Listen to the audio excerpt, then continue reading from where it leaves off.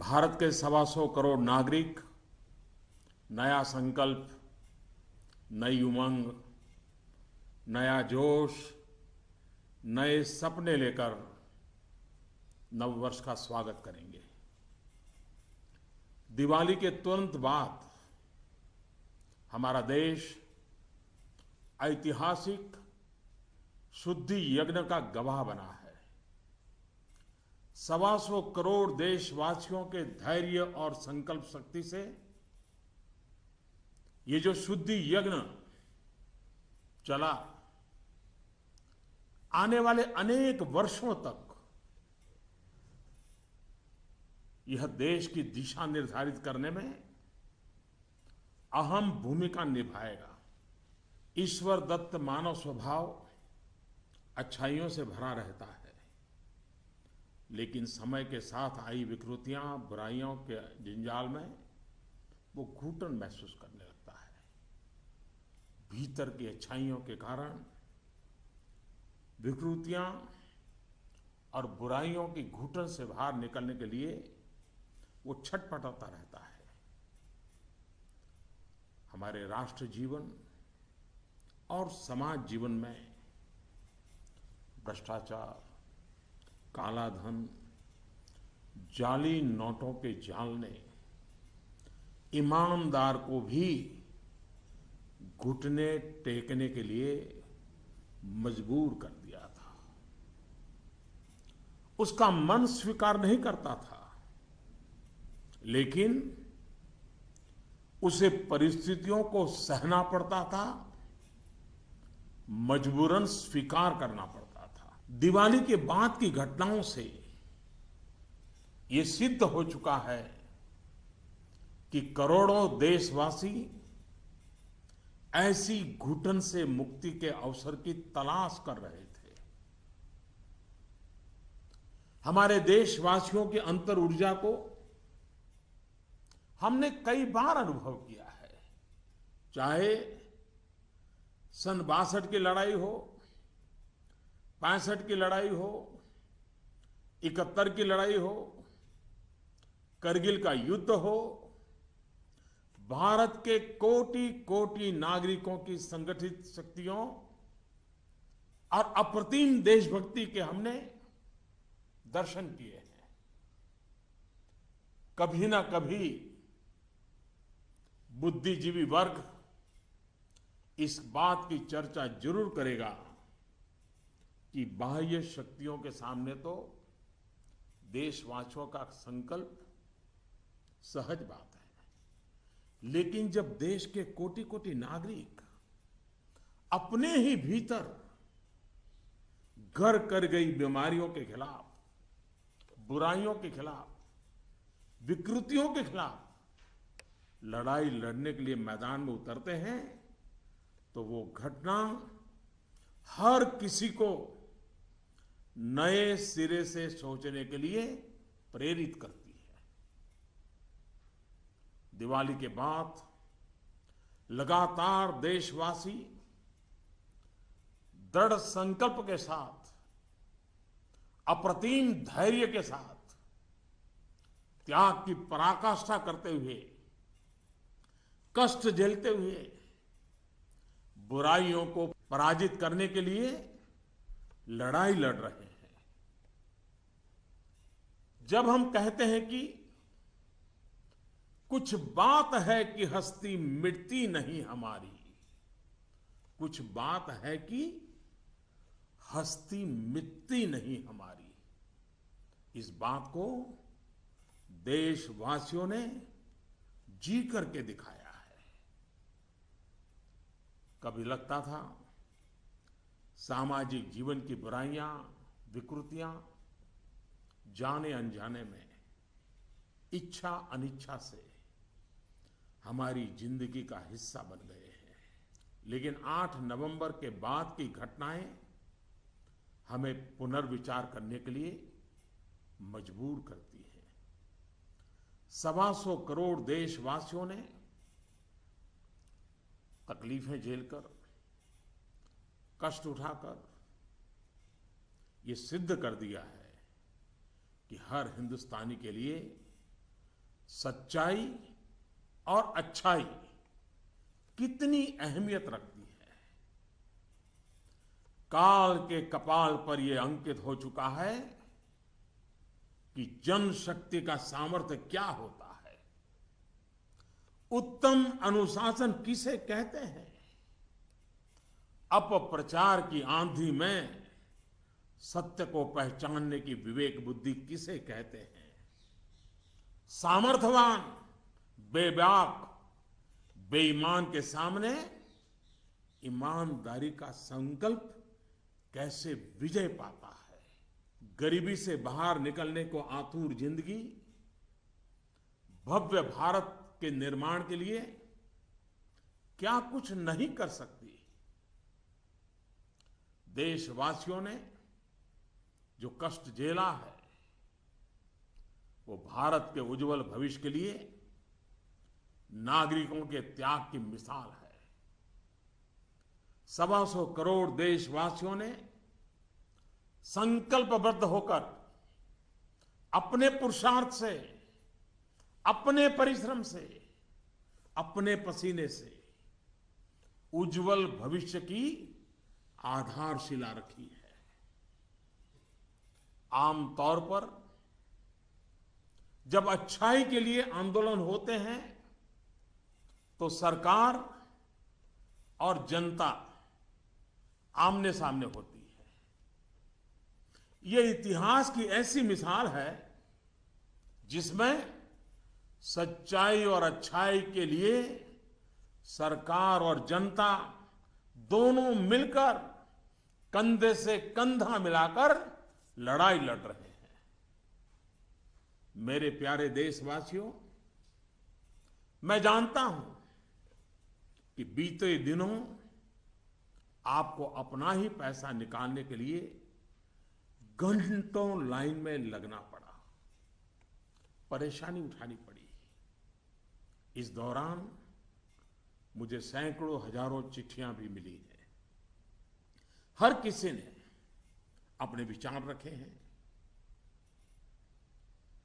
संकल्प भी दोहराया है, साथ ही साथ अपना दर्द भी मुझसे साझा किया है। इन सब में एक बात मैंने हमेशा अनुभव की, आपने मुझे अपना मानकर के बातें कही हैं। भ्रष्टाचार, कालाधन, जाली नोट के खिलाफ लड़ाई में आप एक कदम भी पीछे नहीं रहना चाहते हैं। आपका ये प्यार आशीर्वाद की तरह है। अब प्रयास यह है कि नववर्ष में हो सके उतना जल्दी बैंकों को सामान्य स्थिति की तरफ ले जाया जाए। सरकार में इस विषय से जुड़े सभी जिम्मेदार व्यक्तियों से कहा गया है कि बैंकिंग व्यवस्था को सामान्य करने पर ध्यान केंद्रित किया जाए। विशेषकर ग्रामीण इलाकों में, दूर दराज वाले इलाकों में प्रोएक्टिव होकर के हर छोटी से छोटी कमी को दूर किया जाए ताकि गांव के नागरिकों की, किसानों की कठिनाइयां खत्म हो। प्यारे भाइयों और बहनों, हिंदुस्तान ने जो करके दिखाया है, ऐसा विश्व में तुलना करने के लिए कोई उदाहरण नहीं है। बीते कुछ वर्षों में 1000 और 500 के नोट सामान्य प्रचलन में कम और पैरेलल इकोनॉमी में ज्यादा चल रहे थे। हमारी समकक्ष जो अर्थव्यवस्था वाले देशों में भी इतना कैश नहीं होता जितना हमारे यहां पहाड़ के पहाड़ हो गए। हमारी अर्थव्यवस्था में बेतहाशा बढ़े हुए नोट महंगाई बढ़ा रहे थे, काला बाजारी बढ़ा रहे थे, देश के गरीब से उसका अधिकार छीन रहे थे। अर्थव्यवस्था में कैश का अभाव, नगद का अभाव तकलीफदेह है। तो हम ये भी न भूले, कैश का प्रभाव, नगद का प्रभाव और अधिक तकलीफदेह होता है। हमारा ये प्रयास है कि इसका संतुलन बना रहे। एक बात में सभी अर्थशास्त्रियों की सहमति है कि कैश अथवा नगद अगर अर्थव्यवस्था से बाहर होते हैं तो विपत्ति है। वही कैश या नकद अगर अर्थव्यवस्था की मुख्य धारा में हो तो विकास का साधन बनता है। इन दिनों करोड़ों देशवासियों ने जिस धैर्य, अनुशासन और संकल्प शक्ति के दर्शन कराए हैं, अगर आज लाल बहादुर शास्त्री होते, जयप्रकाश नारायण होते, राम मनोहर लोहिया होते, कामराज जी होते, तो अवश्य देशवासियों को भरपूर आशीर्वाद देते। किसी भी देश के लिए ये एक शुभ संकेत है कि उसके नागरिक कानून और नियमों का पालन करते हुए गरीबों की सेवा में सरकार की सहायता के लिए मुख्य धारा में वापस आना चाहते हैं। इन दिनों इतने अच्छे अच्छे उदाहरण सामने आए हैं जिसका वर्णन करने में हफ्तों बीत जाए। नकद में कारोबार करने पर मजबूर अनेक नागरिकों ने कानून नियम का पालन करते हुए मुख्य धारा में आने की इच्छा प्रकट की है। यह अप्रत्याशित है और सरकार इसका स्वागत करती है। मेरे प्यारे देशवासियों, हम कब तक सच्चाइयों से मुंह मोड़ते रहेंगे? मैं आपके सामने एक जानकारी साझा करना चाहता हूं और इसे सुनने के बाद या तो आप हंस पड़ेंगे या फिर आपका गुस्सा फूट पड़ेगा। आपको जानकर के हैरानी होगी, सरकार के पास दर्ज की गई जानकारी के हिसाब से देश में सिर्फ और सिर्फ 24 लाख लोग ये स्वीकारते हैं कि उनकी आय 10 लाख रुपये सालाना से ज्यादा है। क्या किसी देशवासी के गले ये बात उतरेगी? आप भी अपने आसपास बड़ी बड़ी कोठियां, बड़ी बड़ी गाड़ियां देखते ही होंगे। देश के बड़े बड़े शहरों को ही देखें तो किसी एक शहर में आपको सालाना 10 लाख से अधिक आय वाले लाखों लोग मिल जाएंगे। क्या आपको नहीं लगता कि देश की भलाई के लिए ईमानदारी के आंदोलन को और अधिक ताकत देने की जरूरत है? भ्रष्टाचार, काले धन के खिलाफ इस लड़ाई की सफलता के कारण ये चर्चा बहुत स्वाभाविक है कि अब बेईमानों का क्या होगा, बेईमानों पर क्या बीतेगी, बेईमानों को क्या सजा होगी। भाइयों और बहनों, कानून कानून का काम करेगा, पूरी कठोरता से करेगा, लेकिन सरकार के लिए इस बात की भी प्राथमिकता है कि ईमानदारों को मदद कैसे मिले, ईमानदारों को सुरक्षा कैसे मिले, ईमानदारी की जिंदगी बिताने वालों की कठिनाई कैसे कम हो, ईमानदारी अधिक प्रतिष्ठित कैसे हो। ये सरकार सज्जनों की मित्र है और दुर्जनों को सज्जनता के रास्ते पर लौटाने के लिए उपयुक्त वातावरण को तैयार करने के पक्ष में है।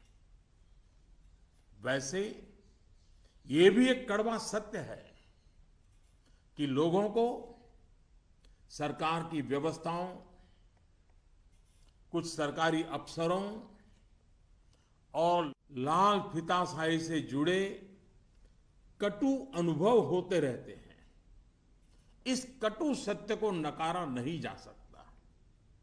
इस बात से कौन इनकार कर सकता है कि नागरिकों से ज्यादा जिम्मेवारी अफसरों की है, सरकार में बैठे छोटे बड़े व्यक्ति की है। और इसलिए चाहे केंद्र सरकार हो, राज्य सरकार हो या फिर स्थानीय निकाय, सबका दायित्व है कि सामान्य से सामान्य व्यक्ति के अधिकार की रक्षा हो, ईमानदारों की मदद हो और बेईमान अलग थलग हो। दोस्तों, पूरी दुनिया में एक सर्वसामान्य तथ्य है कि आतंकवाद, नक्सलवाद, जाली नोटों का कारोबार, ड्रग के धंधे से जुड़े लोग, मानव तस्करी से जुड़े लोग, हथियारों के कारोबार में लगे लोग, ये सब लोग काले धन पर ही निर्भर रहते हैं। ये समाज और सरकारों के लिए नासूर बन गया है। इस एक निर्णय ने इन सब पर गहरी चोट पहुंचाई है। आज काफी संख्या में नौजवान हिंसा का रास्ता छोड़ मुख्य धारा में लौट रहे हैं। अगर हम जागरूक रहें तो अपने बच्चों को हिंसा और अत्याचार के उन रास्तों पर वापस लौटने से बचा पाएंगे।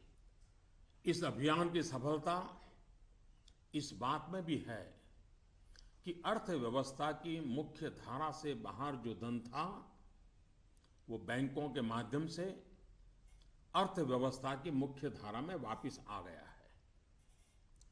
पिछले कुछ दिनों की घटनाओं से ये सिद्ध हो चुका है कि चालाकी के रास्ते खोजने वाले बेईमान लोगों के लिए आगे के रास्ते बंद हो चुके हैं। टेक्नोलॉजी ने इसमें बहुत बड़ी सेवा की है। आदतन बेईमान लोगों को भी अब टेक्नोलॉजी की ताकत के कारण काले कारोबार से निकलकर कानून नियम का पालन करते हुए मुख्य धारा में आना ही होगा। साथियों, बैंक कर्मचारियों ने इस दौरान दिन रात एक किए हैं। हजारों महिला बैंक कर्मचारी भी देर रात तक रुककर इस अभियान में शामिल रही है। पोस्ट ऑफिस में काम करने वाले लोग, बैंक मित्र, सभी ने सराहनीय काम किया है।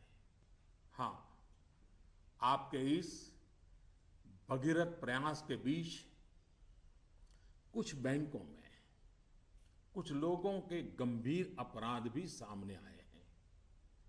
कहीं-कहीं सरकारी कर्मचारियों ने भी गंभीर अपराध किए हैं और आदतन फायदा उठाने का निर्लज्ज प्रयास भी हुआ है। इन्हें बख्शा नहीं जाएगा। भाइयों बहनों,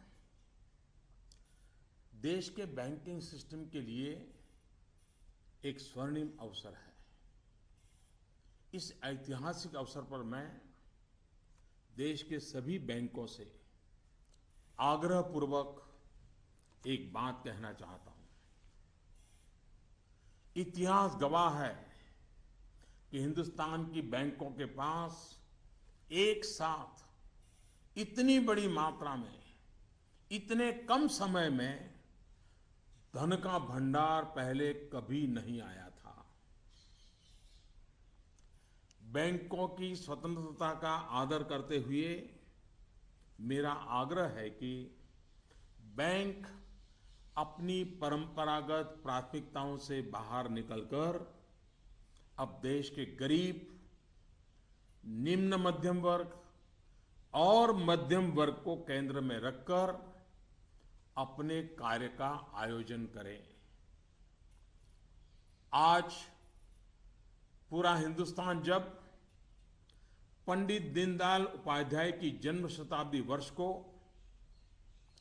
गरीब कल्याण वर्ष के रूप में मना रहा है, तब बैंक भी लोकहित के, गरीब कल्याण के इस अवसर को हाथ से न जाने दे।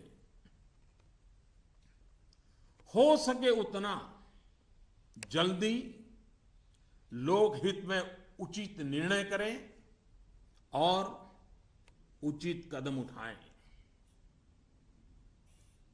जब निश्चित लक्ष्य के साथ नीति बनती है, योजनाएं बनती हैं, तो लाभार्थी का सशक्तिकरण तो होता ही है, साथ साथ इसके तात्कालिक और दूरगामी फल भी अवश्य मिलते हैं। पाई पाई पर बारीक नजर रहती है और इससे अच्छे परिणामों की संभावना भी पक्की होती है। गांव, गरीब, किसान, दलित, पीड़ित, शोषित, वंचित और हमारी महिलाएं जितनी सशक्त होगी, आर्थिक रूप से अपने पैरों पर खड़ी होगी, देश उतना ही मजबूत बनेगा और विकास भी उतना ही तेज होगा। सबका साथ, सबका विकास, इस ध्येय वाक्य को चरितार्थ करने के लिए नववर्ष की पूर्व संध्या पर देश के 125 करोड़ नागरिकों के लिए सरकार कुछ नई योजनाएं ला रही है। दोस्तों, स्वतंत्रता के इतने साल बाद भी देश में लाखों गरीबों के पास अपना घर नहीं है। जब अर्थव्यवस्था में काला धन बढ़ा तो मध्यम वर्ग की पहुंच से घर भी खरीदना दूर हो गया था। गरीब, निम्न मध्यम वर्ग और मध्यम वर्ग के लोग घर खरीद सकें, इसके लिए सरकार ने कुछ बड़े फैसले लिए हैं। अब प्रधानमंत्री आवास योजना के तहत शहरों में इस वर्ग को नए घर देने के लिए 2 नई स्कीमें बनाई गई हैं। इसके तहत 2017 में घर बनाने के लिए 9 लाख रुपए तक के कर्ज पर ब्याज में 4% की छूट और 12 लाख रुपए तक के कर्ज पर ब्याज में 3% की छूट दी जाएगी। सरकार ने प्रधानमंत्री आवास योजना के तहत गांवों में बनने वाले घरों की संख्या को बढ़ा दिया है। यानी जितने घर पहले बनने वाले थे उससे 33% ज्यादा घर बनाए जाएंगे। गांवों के निम्न मध्यम वर्ग और मध्यम वर्ग के लोगों की जरूरतों को ध्यान में रखते हम एक नई योजना शुरू करने जा रहे हैं। 2017 में गांव में रहने वाले जो लोग अपने घर का निर्माण करना चाहते हैं या पुराने घर में कोई विस्तार करना चाहते हैं, एक दो कमरे और बनाना चाहते हैं, ऊपर एक आध नई मंजिल बनाना चाहते हैं, उन्हें 2 लाख रुपए तक के ऋण में 3% ब्याज की छूट दी जाएगी। दोस्तों, बीते दिनों चारों तरफ ऐसा वातावरण बना दिया गया था कि देश की कृषि बर्बाद हो गई है। ऐसा वातावरण बनाने वालों को मेरे देश के किसानों ने करारा जवाब दिया है। पिछले वर्ष की तुलना में इस वर्ष रबी की बुआई में 6% ज्यादा वृद्धि हुई है। फर्टिलाइजर भी 9% ज्यादा उठाया गया है। सरकार ने इस बात का लगातार ध्यान रखा कि किसानों को बीज की दिक्कत ना हो, खाद की किल्लत ना हो, कर्ज लेने में परेशानी ना आए। अब किसान भाइयों के हित में कुछ और अहम निर्णय भी लिए गए हैं। डिस्ट्रिक्ट कोऑपरेटिव सेंट्रल बैंक और प्राइमरी सोसाइटी से जिन किसानों ने खरीफ और रबी की बुआई के लिए कर्ज लिया था, उस कर्ज के 60 दिन का ब्याज सरकार वहन करेगी और किसानों के खातों में ट्रांसफर करेगी।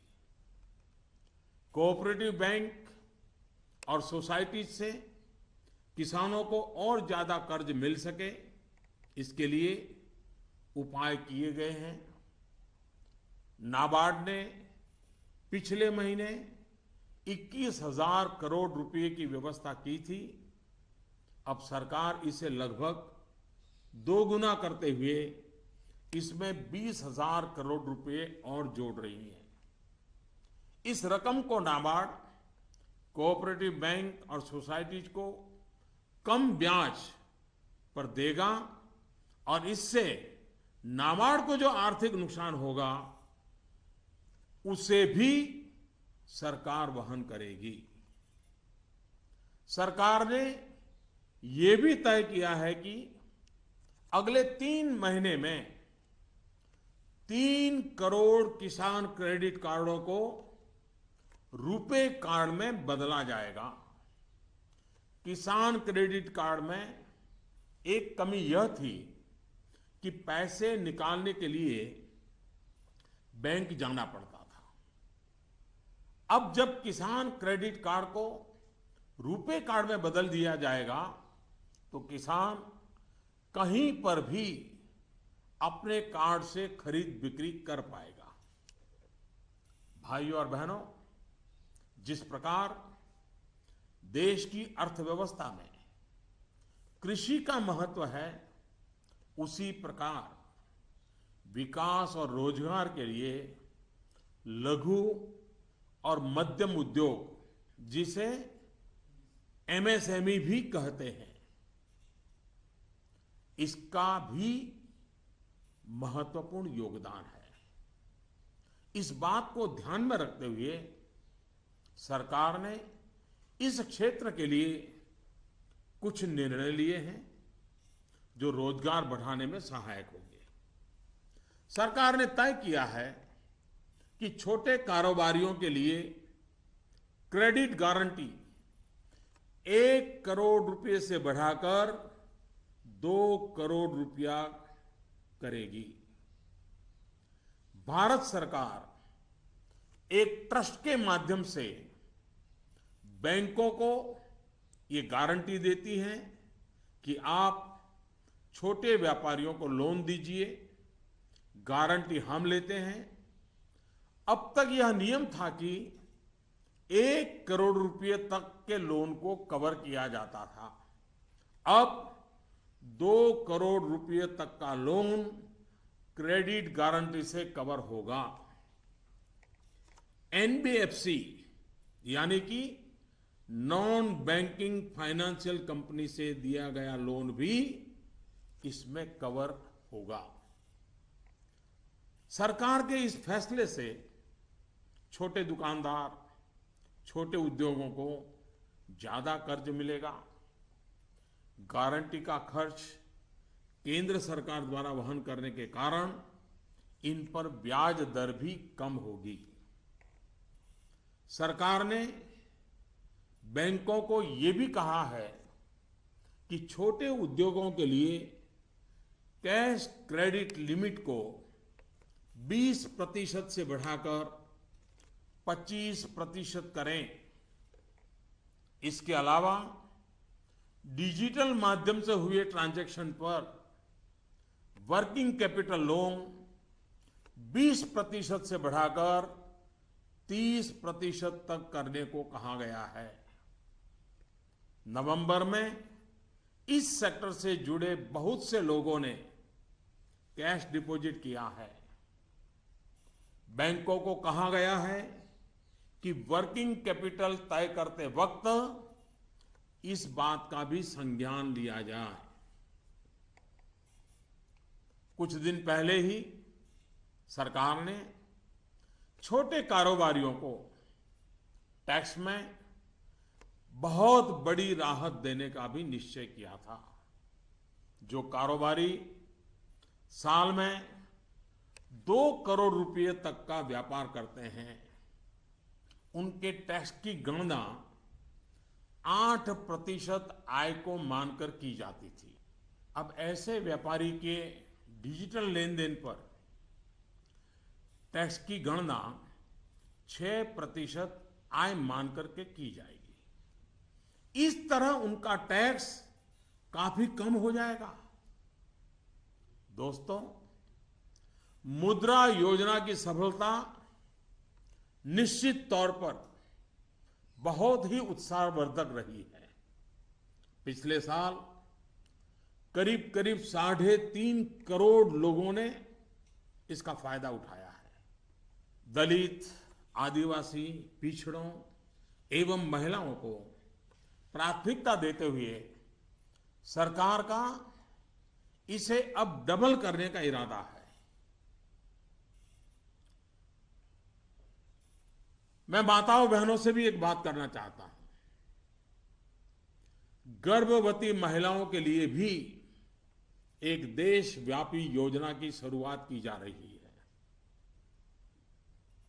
अब देश के सभी 650 से ज्यादा जिलों में सरकार गर्भवती महिलाओं को अस्पताल में पंजीकरण और डिलीवरी, टीकाकरण और पौष्टिक आहार के लिए 6,000 रुपये की आर्थिक मदद करेगी। ये राशि गर्भवती महिलाओं के अकाउंट में ट्रांसफर की जाएगी, सीधी उनके खाते में जमा कर दी जाएगी।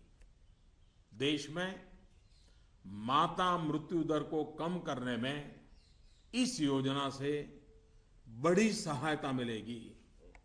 वर्तमान में ये योजना सिर्फ 4,000 रुपये की आर्थिक मदद और पायलट प्रोजेक्ट के रूप में सिर्फ 53 जिलों में चलाई जा रही है।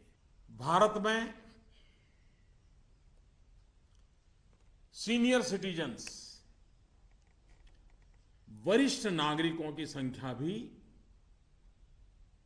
बहुत है। सरकार ने सीनियर सिटीजन्स का भी विशेष ध्यान रखा है। सरकार वरिष्ठ नागरिकों के लिए भी एक स्कीम शुरू करने जा रही है। बैंक में ज्यादा पैसा आने पर अक्सर बैंक डिपॉजिट पर इंटरेस्ट रेट घटा देते हैं।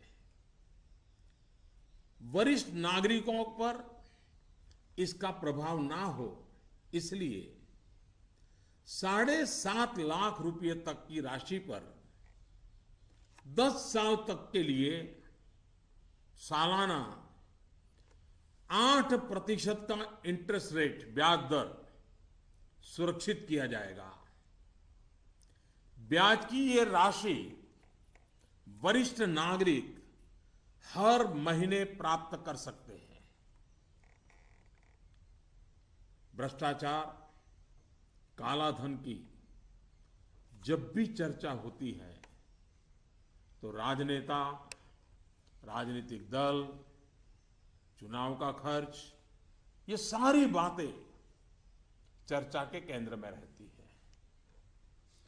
अब वक्त आ चुका है कि सभी राजनेता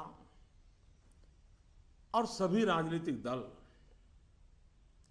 देश के ईमानदार नागरिकों की भावनाओं का आदर करें, जनता के आक्रोश को समझें। ये बात सही है कि राजनीतिक दलों ने समय समय पर व्यवस्था में सुधार के लिए सार्थक प्रयास भी किए हैं। सभी दलों ने मिलकर के स्वेच्छा से अपने ऊपर बंधनों को स्वीकार किया है। आज आवश्यकता है कि सभी राजनेता और सभी राजनीतिक दल होलियर देन दाऊ इससे अलग हट करके मिल बैठ करके पारदर्शिता को प्राथमिकता देते हुए भ्रष्टाचार और काले धन से राजनीतिक दलों को मुक्त कराने की दिशा में सही कदम उठाएं। हमारे देश में सामान्य नागरिक से लेकर के राष्ट्रपति जी तक सभी ने लोकसभा, विधानसभा का चुनाव साथ साथ कराए जाने के बारे में कभी न कभी कहा है। आए दिन चल रहे चुनावी चक्र, उससे उत्पन्न आर्थिक बोझ तथा प्रशासन व्यवस्था पर बने बोझ से मुक्ति पाने की बात का समर्थन किया है। अब समय आ गया है कि इस पर बहस हो, सार्थक बहस हो और रास्ता खोजा जाए। हमारे देश में हर सकारात्मक परिवर्तन के लिए हमेशा स्थान रहा है। अब डिजिटल लेन देन, ऑनलाइन पेमेंट या ई पेमेंट को लेकर के समाज में काफी सकारात्मक परिवर्तन देखा जा रहा है। ज्यादा से ज्यादा लोग इससे जुड़ रहे हैं। कल ही सरकार ने बाबा साहेब भीमराव अंबेडकर के नाम पर डिजिटल ट्रांजैक्शन के लिए पूरी तरह एक स्वदेशी प्लेटफॉर्म भीम लॉन्च किया है। भीम यानी भारत इंटरफेस फॉर मनी। मैं देश के युवाओं से, व्यापारी वर्ग से, किसानों से आग्रह करता हूं कि भीम से ज्यादा जुड़े। साथियों, दिवाली के बाद जो घटनाक्रम रहा, निर्णय हुए, नीतियां बनी, इनका मूल्यांकन अर्थशास्त्री तो करेंगे ही, लेकिन अच्छा होगा कि देश के समाजशास्त्री, इतिहासविद भी इस पूरे घटनाक्रम, निर्णय और नीतियों का मूल्यांकन करें। एक राष्ट्र के रूप में भारत का गांव, गरीब, किसान, युवा, पढ़े लिखे, अनपढ़, पुरुष, महिला, सबने अप्रतिम धैर्य और लोक शक्ति का दर्शन कराया है। कुछ समय के बाद 2017 का नया वर्ष प्रारंभ होगा। आज से ठीक 100 साल पहले 1917 में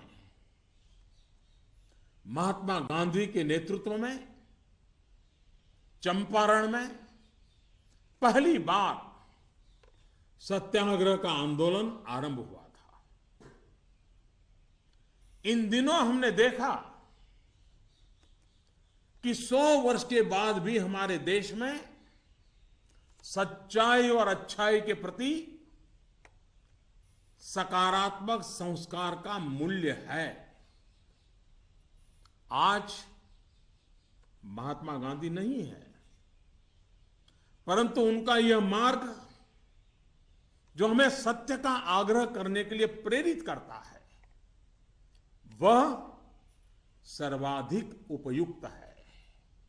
चंपारण सत्याग्रह की शताब्दी के अवसर पर हम फिर एक बार महात्मा गांधी का पुण्य स्मरण करते हुए सत्य के आग्रही बनेंगे तो सच्चाई और अच्छाई की पटरी पर आगे बढ़ने में कोई कठिनाई नहीं आएगी।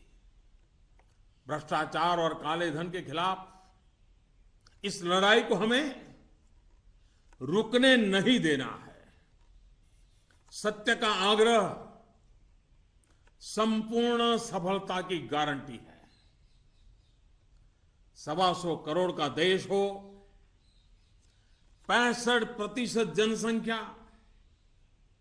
35 साल से कम उम्र के नौजवानों की हो, साधन भी हो, संसाधन भी हो और सामर्थ्य में कोई कमी ना हो, ऐसे हिंदुस्तान के लिए कोई कारण नहीं है कि हमारा देश अब पीछे रह जाए। नववर्ष की नई किरण नई सफलताओं का संकल्प लेकर के आ रही है। आइए हम सब मिलकर चल पड़े, बाधाओं को पार करते चले, एक नए उज्जवल भविष्य का निर्माण करें। बहुत बहुत धन्यवाद। जय हिंद।